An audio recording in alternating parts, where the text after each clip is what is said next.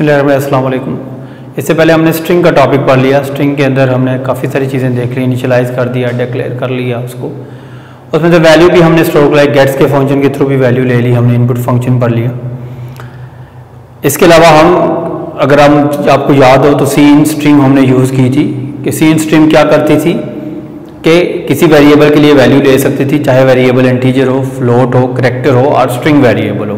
But एक बात आपको शायद याद हो कि सीन के अंदर ये ऑप्शन नहीं थी कि वो स्ट्रिंग को स्पेस के साथ एक्सेप्ट करे। साइंटा वीएन है तो साइंटा और वीएन के बीच में स्पेस होती है। अगर हम इसको सीन के थ्रू इनपुट कराएंगे तो वो कभी भी एक्सेप्ट नहीं होगी। जो ही साइंटा लिखेंगे हम इंटर प्रेस करेंगे या स्पेस प्रेस करेंगे तो नेक्स्ट कमांड स्टार्ट हो जाएगी। तो उन चीज़ों को कैसे हम टैकल करते हैं, एक तो हमारे पास गेट्स का फंक्शन आ गया, हम उसके थ्रू भी वो स्पेस और विदाउट स्पेसिस दोनों वैल्यू एक्सेप्ट करते हैं। इसके अलावा भी हमारे पास स्ट्रिंग के लिए फंक्शन है जिसका नाम है सी इन डॉट गेट। ये वही स्ट्रीम है सी इन जो हमारे पास इनपुट स्ट्रीम है वैल्यू लेने के लिए। डॉट गेट ये साबित करते हैं ये स्ट्रिंग के लिए हम यूज करते हैं। तो इसका भी काम क्या है, it is use to get a single string. अब ये जो स्ट्रिंग होगी विद स्पेस होगी, it use to get a single string with space from user during the execution of program. ये क्या करती है जी, जब प्रोग्राम रन होता है तो विद स्पेस और विदाउट स्पेस कोई भी वैल्यू होगी उसको यूजर से रिसीव करती है और फिर क्या करती है, उसको फिर वैल्यू को रिसीव करने के बाद स्टोर करती है इन अ स्ट्रिंग वेरिएबल। अगर इसकी और गेट्स की डेफिनेशन देखा जाए तो सेम ही होती है। अब देखिए इसमें जब सिंटैक्स की बात करेंगे तो दो चीजें हम मेंशन करेंगे इसके सिंटैक्स में। एक तो साइज ऑफ स्ट्रिंग, क्या वैल्यू कितने नंबर ऑफ कैरेक्टर आप रिसीव कर रहे हैं, और दूसरा नेम ऑफ वेरिएबल, जिस वेरिएबल में आप लोग स्टोर करते हैं। तो सिंटैक्स इसका देख लेते हैं हम लोग।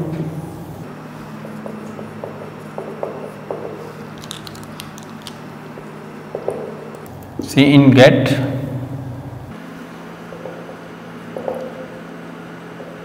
String variable and size. Cin dot get हमारे पास रिजर्व वर्ड की फॉर्म में आ जाते हैं।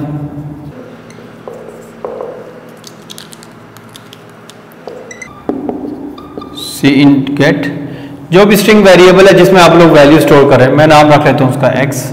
कितने कैरेक्टर आप स्टोर करना चाहते हैं, 30। तो उसकी पहले लेंथ 30 डिक्लेयर होनी चाहिए। तो हम 30 कैरेक्टर तक इस x वेरिएबल में वैल्यू दे सकते हैं। हम लिखेंगे कर्सर, जब भी ये फंक्शन एग्जीक्यूट होगा कर्सर ब्लिंक करेगा और आप लिखना शुरू करेंगे।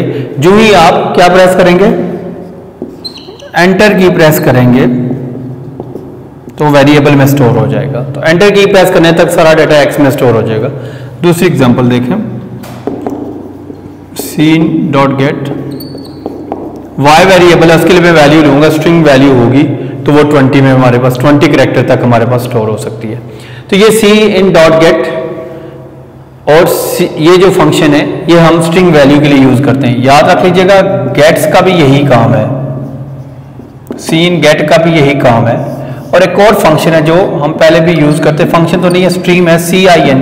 इस और इसमें डिफरेंस क्या, कई बार बोर्ड में कई दफा पूछा जाता है differentiate between CIN and CIN dot gate. तो डिफरेंस एक ही है, जो CIN है वो वैल्यू ले रही होती है इंटीजर के लिए भी, करैक्टर वेरिएबल के लिए भी ले रही होती है, फ्लोट वेरिएबल के लिए ले रही होती है, स्ट्रिंग वेरिएबल के लिए वैल्यू ले रही होती है। बट उस वैल्यू में यह है कि वैल्यू सिर्फ और सिर्फ क्या हो सकती है, विदाउट स्पेस हो सकती है। और CIN डॉट गेट जो वैल्यू ले रही होती है विद स्पेस होती है। बाकी सिंटैक्स में थोड़ा सा डिफरेंस है और एग्जांपल में थोड़ा डिफरेंस है। तो ये हमारे पास कौन सा फंक्शन था, CIN डॉट गेट। इसके बाद हम कुछ और स्ट्रिंग के फंक्शन पढ़ लेते हैं। नेक्स्ट फंक्शन है हमारे पास strcpy फंक्शन। strcpy क्या काम होता है, इसका स्टैंड फॉर होता है स्ट्रिंग कॉपी फंक्शन। क्या होता है जी, string copy function. String copy function हम क्यों यूज कर रहे हैं, नाम से जाहिर है स्ट्रिंग कॉपी के एक स्ट्रिंग के कंटेंट्स किसी दूसरे स्ट्रिंग में कॉपी करने के लिए यूज कर सकते हैं। एक तो ये डेफिनेशन होगी, इसके अलावा एक और भी इसकी डेफिनेशन है, वो भी हम डिस्कस करते हैं। पहले इसकी डेफिनेशन क्या है, it use to copy the contents of one string variable to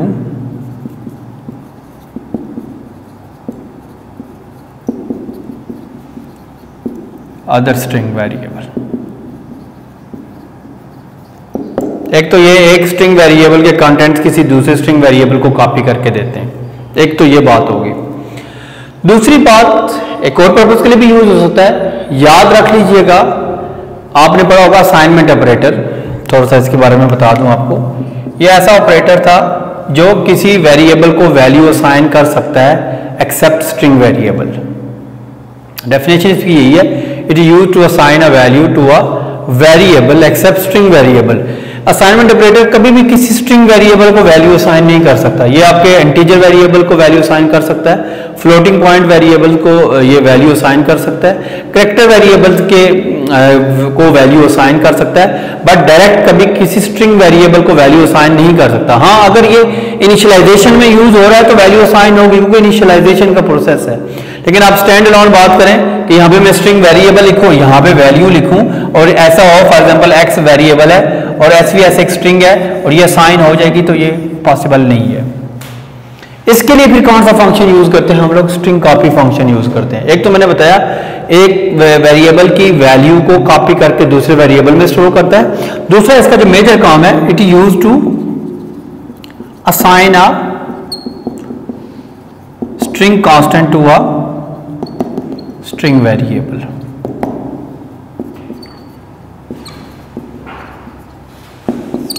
string constant to a string variable, ये किसी स्ट्रिंग वेरिएबल को स्ट्रिंग कांस्टेंट असाइन करता है जो यहां पर हो रहा होता है। ये इसके जब भी यूज करेंगे, इसके लिए हेडर फाइल कौन सी होती है, it is declared in string.h header file. यानी कि जब भी ये फंक्शन आप यूज करेंगे, आप प्रोग्राम में हमेशा क्या कौन सी हेडर फाइल इंक्लूड किया करेंगे, string.h इंक्लूड करेंगे। सिंटैक्स देखेंगे कैसे कॉपी करता है, कैसे असाइन करता है। ये जो कॉपी के मीनिंग भी यही होते हैं कि एक स्ट्रिंग वेरिएबल की वैल्यू हम असाइन कर रहे हैं दूसरे स्ट्रिंग वेरिएबल को, उसी को कॉपी भी कहते हैं। str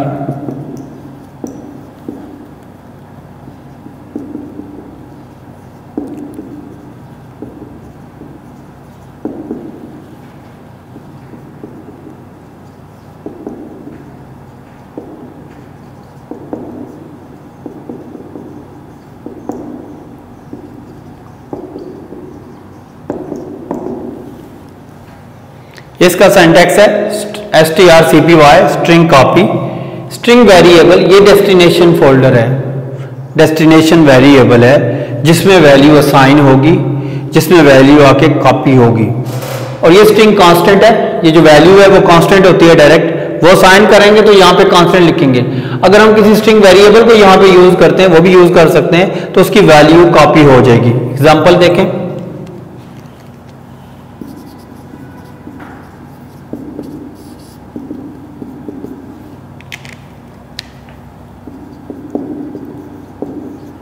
strcpy x।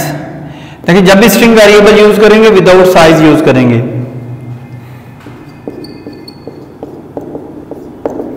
मैंने svs लिखा तो ये x वेरिएबल था, उसमें आके स्टोर हो जाएगा svs, ये वाला काम हो गया, कॉपी हो गई, असाइन होगी। दूसरी एग्जांपल देखें,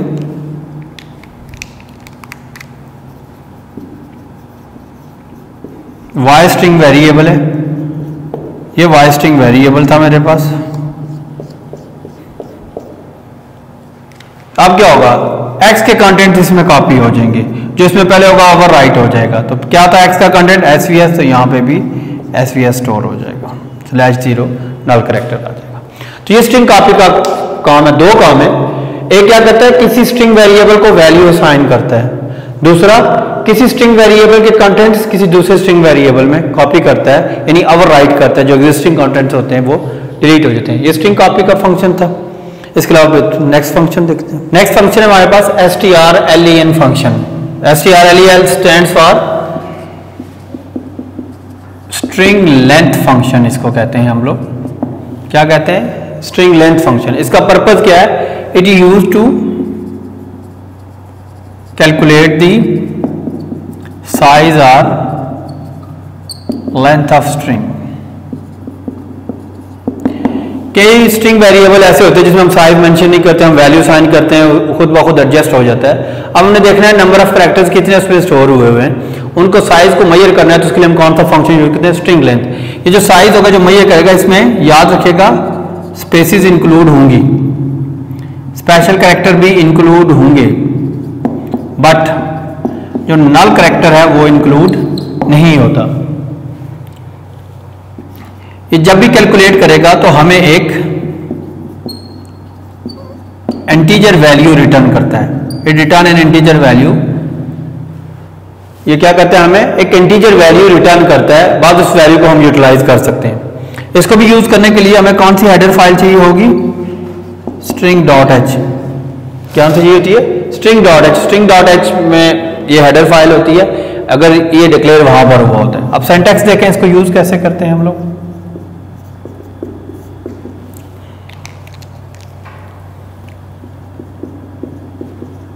स्ट्रिंग लेंथ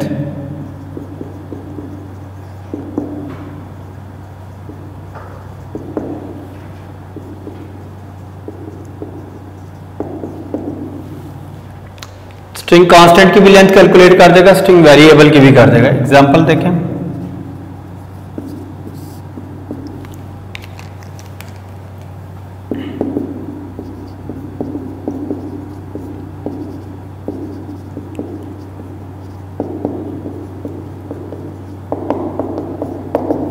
साइंटाफियन लिखा, हमें इसकी लेंथ कैलकुलेट करके हमें दे देगा। सिंपल जो भी लेंथ है, 1 2 3 4 5 6 7 8 9 10 11 12 13 14 कैरेक्टर हमें ये कैलकुलेट करके देगा, हमें इंटीजर वैल्यू दे देगा रिटर्न 14 करके। दूसरा, किसी वेरिएबल की भी वैल्यू आप वो लेंथ कैलकुलेट कर सकते हैं। एक्स हमारे पास एक वेरिएबल था, 3 कैरेक्टर थे SVS, वो भी कैलकुलेट करके हमें देगा। अब वो रिटर्न करेगा तो इसको आपने कहीं यूटिलाइज करना है, तो इसलिए जब भी इस फंक्शन को यूज करेंगे तो किसी इंटीजर वेरिएबल में इसको साइन कर दिया करेंगे। किस तरह की एग्जांपल देख लीजिए,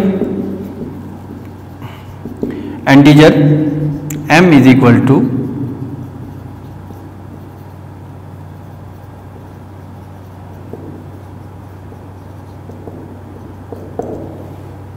अब जो कुछ भी कैलकुलेट होगा ये कैलकुलेट करेगा साइंटा की लेंथ, साइंटा 1 2 3 4 5 6 7 8 9 10 11 12 13 14।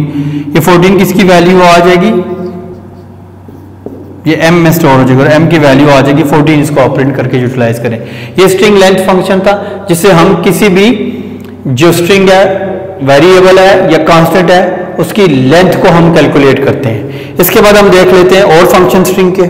नेक्स्ट हमारे पास फंक्शन है strcmp। strcmp stand for string compare.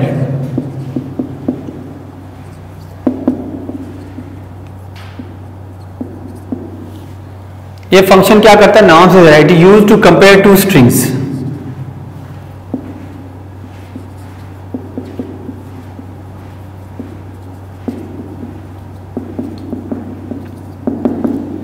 It use to compare two strings, ये दो स्ट्रिंग्स को कंपेयर करता है and return a value.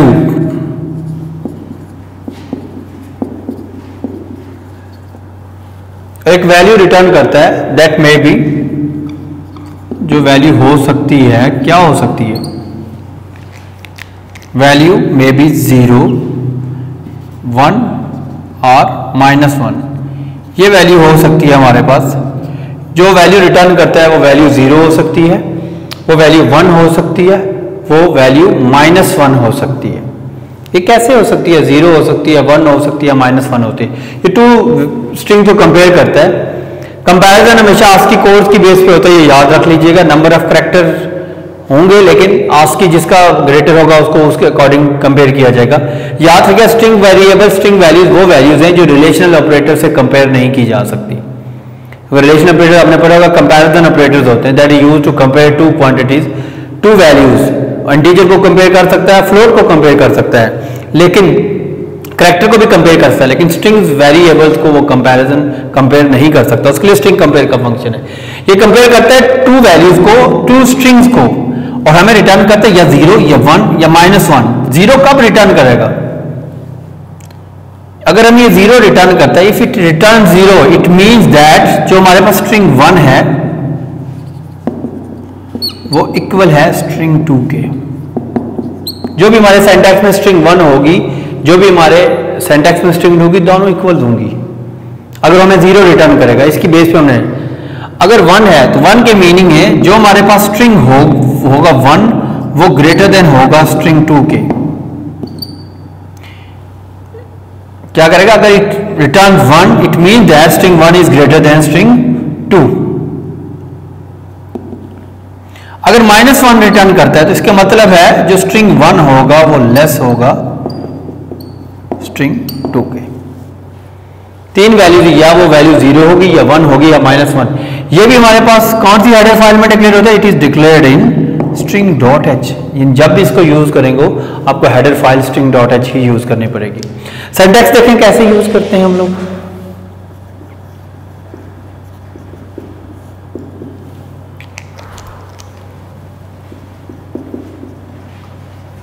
String compare, string 1, string 2। ये स्ट्रिंग हमारा वेरिएबल भी हो सकता है, कांस्टेंट भी हो सकता है, सबका कंपैरिजन हो सकता है। एग्जांपल देखें,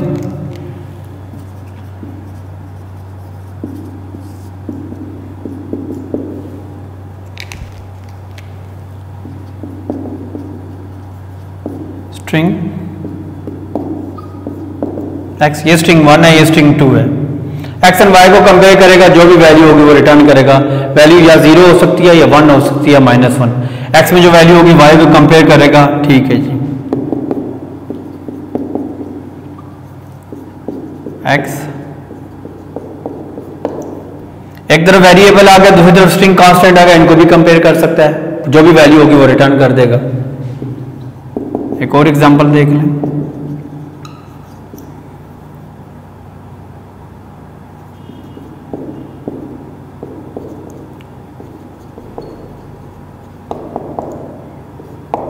साइंटा एसवीएस, दोनों हमारे पास कैरेक्टर कांस्टेंट, स्ट्रिंग कांस्टेंट है, दोनों को कंपेयर करेगा, जो वैल्यू होगी वो रिटर्न करेगा। इसलिए हम फिर क्या करते हैं, जब रिटर्न कराते हैं तो कोई इंटीजर वैल्यू रिटर्न करता है। ये वैल्यू कौन सी है? इंटीजर वैल्यू है।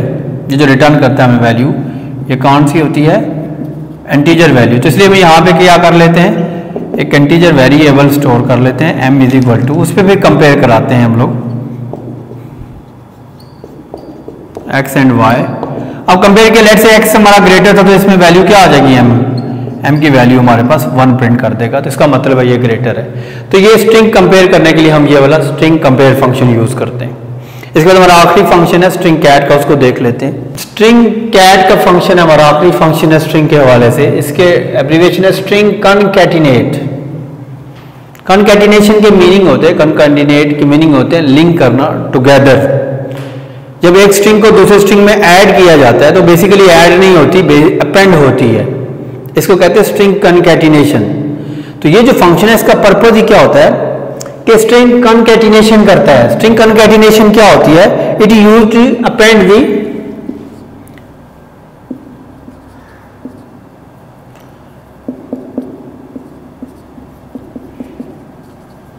क्या अपेंड करता है? Copy of one string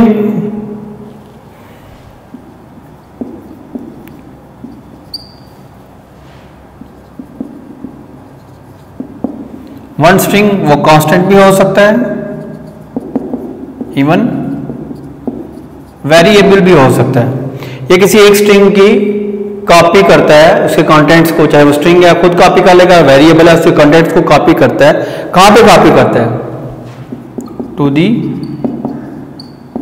end of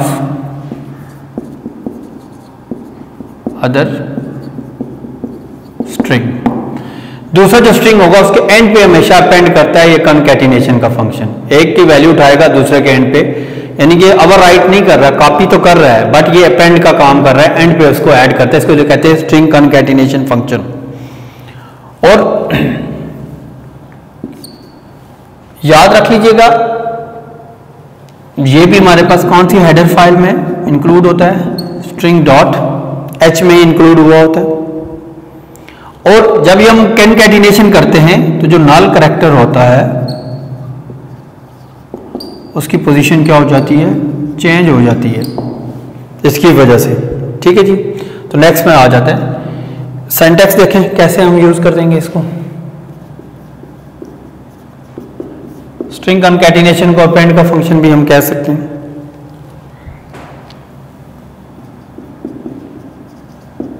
string cat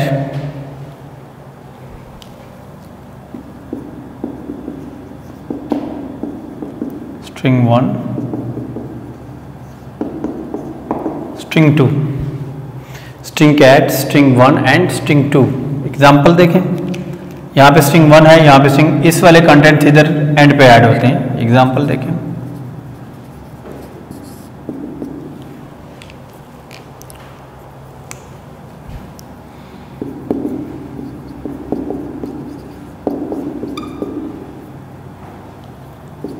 x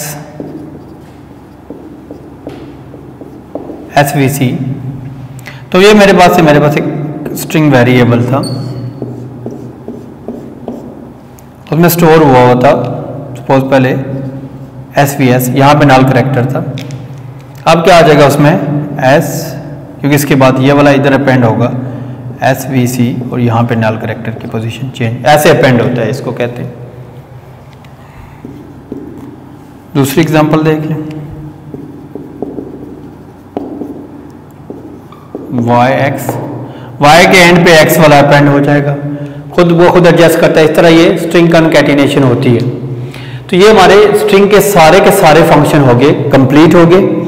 ये सारे के सारे फंक्शन एक प्रोग्राम में भी आप यूटिलाइज कर सकते हैं। बुक आप लोगों के पास है, प्रैक्टिस करें। लाइव क्लास जो होगी उसमें हम प्रोग्राम लिखना आपको बताएंगे इन सब के, ताकि आप लाइव क्लास अटेंड करें, चीज़ें आपको समझ आएँ।